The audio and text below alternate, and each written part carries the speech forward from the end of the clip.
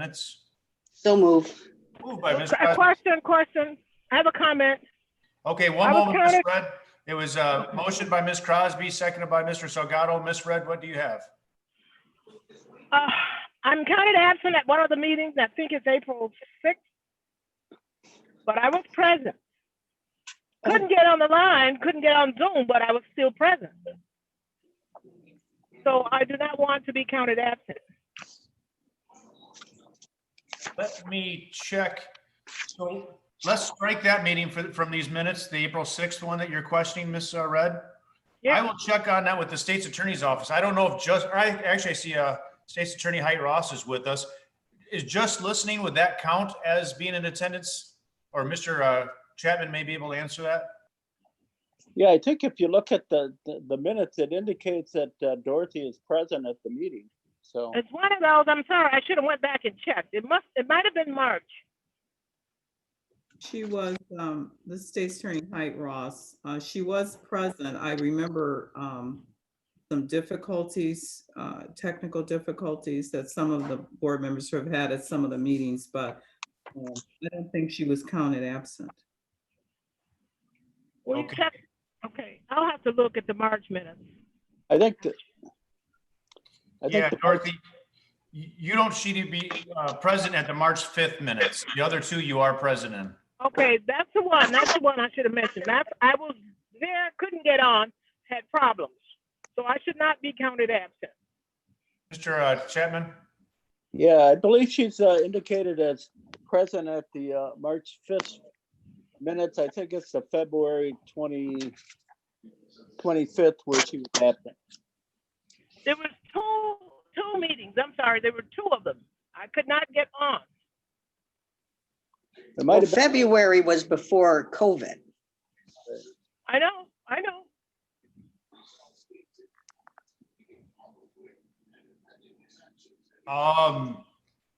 I, short of going back and look through the minutes, I would entertain a motion to amend, to add Ms. Red. If I make the motion, is there a second? Mr. Arena, who's now in attendance, Mr. Arena seconds the motion to add Ms. Red to the missing minutes. What date did you say it was, Mr. Chapman? Oh, there it is, February 25. yes. All those in favor of the amendment signify by saying aye. Aye. Are they opposed? All right, we've amended the February 25th, 2020 minutes to include Ms. Red. Now we've got a motion before us to approve the minutes. All those in favor of approving the minutes signify by saying aye. Aye. Anybody opposed? Thank you very much. Mr. Chapman, have we anyone signed up for public speaking this evening? No, sir. Then I shall omit that portion. Move on to item E, resolution to appoint precinct election judges. And I so move. Can I have a second? Mr. Salgado, Ms. Crosby, the item is now before us. I read every one of the names on this. No, I didn't either.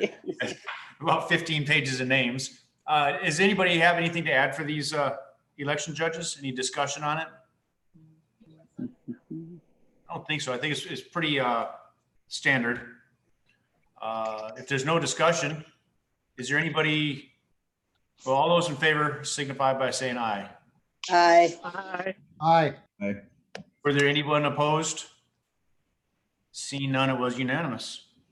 Second item F, resolution awarding quotes for bulk national gas supply, and I so move. Can I have a second? Second by Mr. Salgado. The item is before us. Is Ms. Johns here to speak to this, or Mr. Chapman, can you speak to this? I believe Ms. Johns is on the phone or on the line. I believe. I see your icon there, Ms. Johns. Are you available?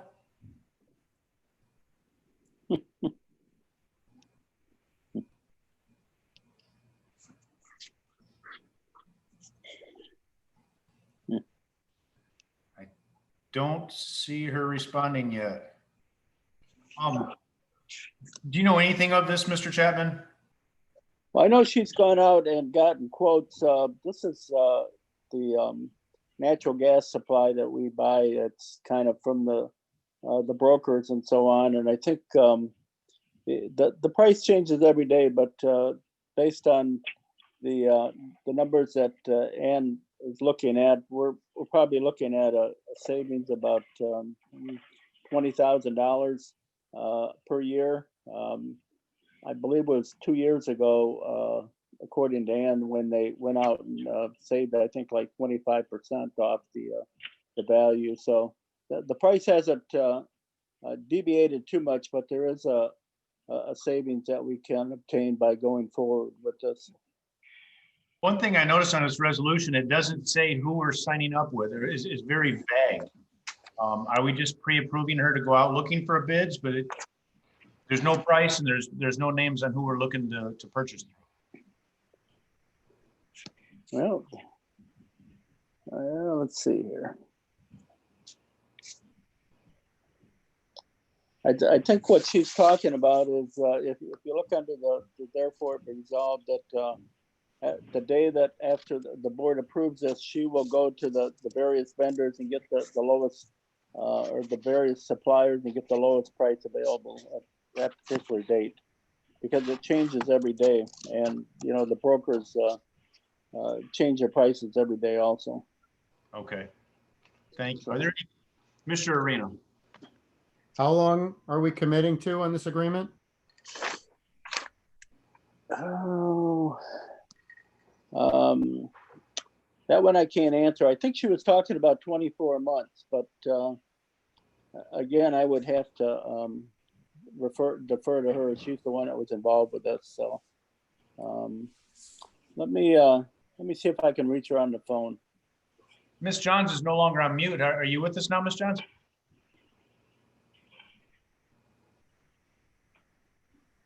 Still no.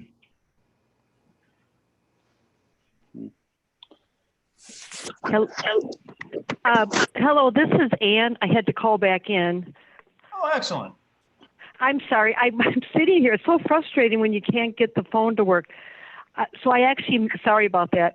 I'm even at my office on purpose. So I knew this would work. Was there a question? I had to drop out and come back in.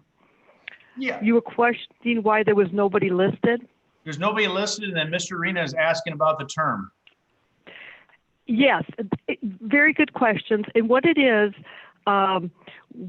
we will go out the day of the board meeting. And like today, I went out today for a bid. We're going to save $13,100 if we do it today. But unfortunately, you have to sign the contract the day of that you choose it. They broker it. They get bids, like 5 or 6 bids. And so that day, I literally will have to have the chairman sign it, and I'll have to fax it over after the board meeting for it to be valid. So next Thursday, that morning, the broker will go out for bid. We'll get all the bids in, and there'll be 1, 2, and 3 year bids. And then the vendors will each send their contract in. And so depending on which one the board goes with, I'll give you a spreadsheet with all the information, and then that's one we'll go with, and that's the one I'll have the chairman sign that night, and I'll have to fax it in. So we don't know if it's going to be 1, 2, or 3 years, and we don't know which vendor. How many different brokers do we use, Ann? We use one, and she handles all the municipalities here in the area. She does the city of Rockford and a lot of them, and she does a good job. She doesn't charge us anything. It doesn't cost us anything to use her. She does a nice job. By using one that also represents several other municipalities, are we able to use our combined buying power to get an even better deal? No, it just doesn't work like that. What they base it on is if you have, for gas especially, you have phone numbers that are in certain buildings and there's a meter, and the meter every day dials in to the gas company with a reading. So then you get a better deal because you have that kind of equipment installed in the larger buildings, which we do have. So it's all of those type of things that go into it. Okay, So it does, I wish it did, but it really doesn't. thank you. Are there any other questions regarding this item? Seeing none, all those in favor signify by saying aye. Aye. Aye. Aye. Is there anyone opposed? And we shall show that it passed unanimously. Thank you. The next item is resolution supporting cybersecurity Winnebago County Metropolitan Area Network replacement for obsolete firewalls. And I'll move. Can I have a second? Ms. Crosby and Mr. Salgado, thank you. The item is before us. And real quick, Mr. Chapman, because it's in front of us and not financed, does that mean the money's already been budgeted? We're just approving? No, it hasn't. Let me just explain a little bit about this particular item. As you know, the firewalls are probably the most important piece of our infrastructure in terms of our security and so on, for our computer systems and so on. As part of the the capital projects, I believe over the last couple of years, Gus has submitted requests to update those firewalls and that. And unfortunately, because of finances and other issues, that hasn't been done. What I suggested to Gus is let's look at something that we could go out and get financing for, separate from the actual purchase, and negotiate a price for the firewalls and the installation, and we will go out and look at some sort of a debt certificate or something where we can get a fairly low interest rate for 5 years. The items would be paid for over 5 years, and that way we can get the immediate benefit of the purchase itself, and kind of defer some of the payments. The interest rates, as you know, on this type of tax exempt debt is very low, so it's almost like you're getting it for nothing. So that's the plan, and I guess I'd defer to both Gus and Ann to talk about what their part of this particular plan or this particular purchase was. So Gus or Ann, either one. Okay. Well, go ahead, Gus can explain. It was definitely a team venture. We looked at a variety of vendors, and Cisco, Fortinet, Palo Alto, and Ann helped us find a supplier that was on national contract, and that's Palo Alto. And we worked closely with them to come up with a price for putting in a pair of firewalls for redundancy purposes. And there's 4 that we're retiring, 3 that are end of life, end of support.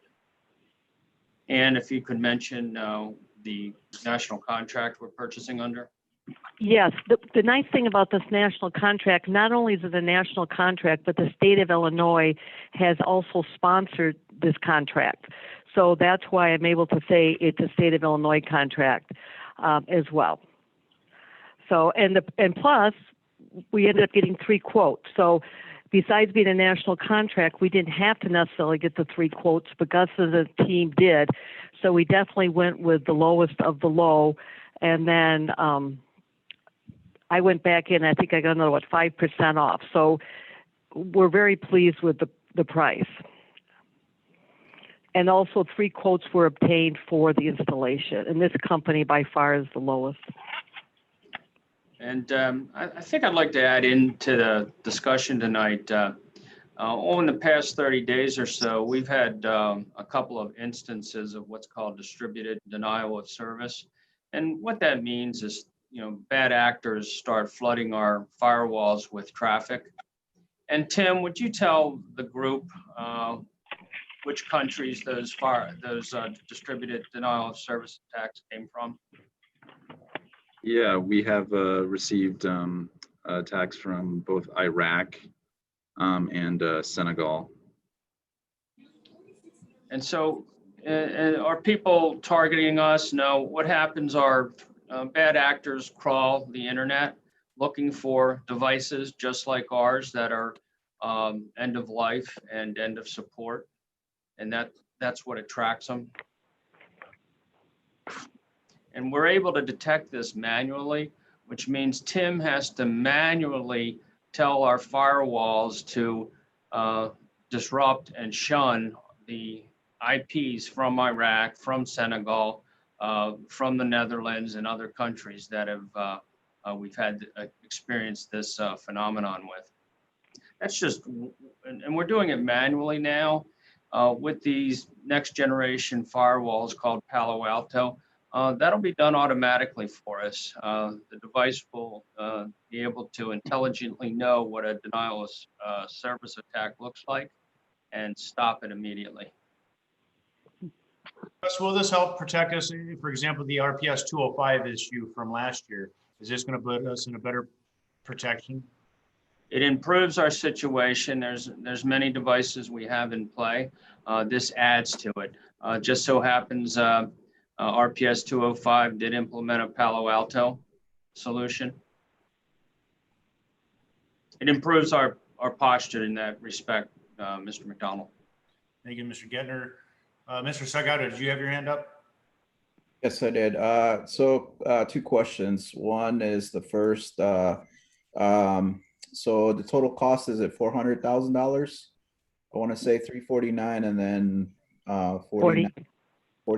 Yeah, yes, that's correct. 50. Yeah. All right. So then the second question that I have is, Mr. McDonald asked a question about the budget. Was this allocated? Do we know, Mr. Chapman, where the funds are going to come out of? Is it from the general fund or any reserves, or where is this money coming from? Mr. The intent is to go out and issue debt certificates to pay for these particular items in the amount of $400,000. We'll go out and get bids from our local banks, which should be sufficient, presumably at a tax exempt rate, which is for 5 years is very low right now. The particular items would be paid off over the 5 years, about probably $80,000 to $85,000 a year. I guess I just wanted to spread out the costs as opposed to try and utilize the current funds that we have, given in light of what's going on with COVID and everything else. But I think it's important that we need to replace these just to maintain our computer security. Mr. Gettner, what would you expect the lifespan to be for this? Thank you. 10 years. And we would maintain a software maintenance agreement. So what Steve's describing in the first 5 years, that is a hardware and software maintenance. And post 5 years, we would maintain that with the vendor.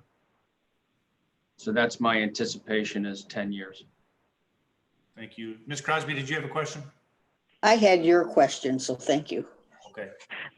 I was just gonna, this is Ann again. The 5-year maintenance agreement is $75,000 of the total amount. And that's for the first 5 or second 5? For the first 5. And what's the cost for the second 5? They will not give us the price because they say it's too far out to project. We tried to get that. Is there any other discussion for this matter? Seeing none, all those in favor signify by saying aye. Aye. Aye. Aye. Is there anyone opposed? Seeing none, passes unanimously. Thank you. The next item is a resolution amending organizational structure of the County Board of Winnebago, and I so move. Can I have a second? Second. That was a second by who is that, Mr. Hoffman? Yes. All right, the items before us. What's driving this is the addition of Mr. Zintek. We had to place him on committees. In order to get to where Zintek ended up, there were 2 other members who wanted to change committees. There was a request by Mr. Butita to join finance. And I think given his business background, I think he would be a good person to move there. And as I'm saying that, I realize I did not call Mr. Salgado to forewarn you of this, and I apologize for that. You're the one that I didn't call. So Mr. Bucito, moving off of public safety and onto finance. Mr. Arena, he would like to get on personnel and policies, so he's going to be leaving economic development to become part of personnel and policies. And that would put Mr. Zintek on public works and public safety. I think Mr. Zintek makes sense on public safety with his law enforcement background, and he'd be filling Mr. Boomer's seat on public works. So those are the changes that are in this resolution. Mr. Kelly. Yes, thank you, Chairman. I think he was, Boomer was also on zoning. Not according to the list that I got from Mr. Chapman. I could be mistaken. Yeah, maybe this time, but he's not on this list. In this move, it does remove, with Mr. Arena leaving economic development, that committee is so large in itself. I'm not placing anybody back on economic development. There's still 8 people, I believe it is. Mr. Salgado, did you have your hand up? Hey, Mr. Chairman, quick question for you. Did we ask anyone else if they were comfortable about switching committees at all, or was this more of a internal discussion? Mr. Arena and Mr. Butita reached out to me directly after Mr. Boomer had left. They are the only 2 that reached out to say, hey, I've got an idea. Would you be opposed if I move? So this was not initiated by anybody other than those gentlemen. You're the one committee chair I did not call, Mr. Salgado. I apologize. Yeah, I don't have that's not my my concern on that aspect of it. Just wanted to give an opportunity for those that maybe this was an opportunity to shuffle a little bit some of the things. So just wanted to see if anybody got an opportunity to express, an interest or lapsing out of a committee or whatever, since we're adding and moving individuals out. That's all. Sure. Are there any other questions for the resolution? Any other discussion? All those in favor signify by saying aye. Aye. Anyone opposed? Seeing none, it passes unanimously. Under other matters, I know at the Republican caucus, last week we spoke about meeting in person on Monday. So I'm still working. I think Mr. Chapman, I'll give you a jingle tomorrow. Mr. Hoffman, did you figure out what the Democrats are doing? Are you guys going to meet in person on Monday for your caucus? Or are you going to consult Zoom? I think I'm just going to Zoom it again if that can be set up. All right. I see Mr. Chapman with his hand up. You're still on mute there, Mr. Chapman. On Monday, we are having a candidate meet and greet, I believe, later on in the day. So that may end up disturbing your caucus a little bit in terms of the date or the time that you start. So I don't have the schedule in front of me, but I believe there are some meet and greets with the candidate about between 5:30, 6 o'clock, somewhere in that area. So. Okay. And I'll work with Mr. Chapman to see about the Republican caucus. I understand this is the operations committee. Presumably we're going to have an operations meeting in 2 weeks on Thursday once again. Is there anybody who would not feel comfortable meeting in person for the next operations meeting? Everybody seems like they'd be okay with that. Ms. Crosby? I'm fine. Okay, I'm fine. Yeah. Keith, this is Joe. The only thing I would ask that we have enough room to social distance properly. Otherwise, I'm okay with it. Okay, yeah, absolutely. I would like to be able to be at least 6 feet apart, have room for Mr. Chapman and possibly Ms. Johns, and plan for a little bit of expansion in case there's public. But yeah, that would be my intent, is find a room large enough that it could fit us all. Are there any other matters for this committee this evening, Mr. Butita? Well, just to follow the discussion here on meeting in person. I know Chairman Haney is talking about our first meeting in July being in person. I'm just wondering, has there been any consideration how the social distancing will be done for that. Obviously, it's a much bigger group and I'm kind of wondering how that's going to happen. I did see, Mr. Chapman, go ahead, jump in. Yes, Sean, the facilities engineer and myself and a couple other individuals have been up and kind of scouted out the county boardroom, and I believe based on the setup that we have, it would meet the social distancing and still accomplish everyone being in that particular room. So I think we'll be okay. Good to hear. Good to hear. Any other discussion, any other items for this evening? Seeing none, can I have a motion to adjourn? Mr. Salgado, seconded by Ms. Crosby and Mr. Budita. All those in favor signify by saying aye. Aye. Any opposed? Didn't think so. Thank you, guys. Have a great night. Yeah, you too. Everyone.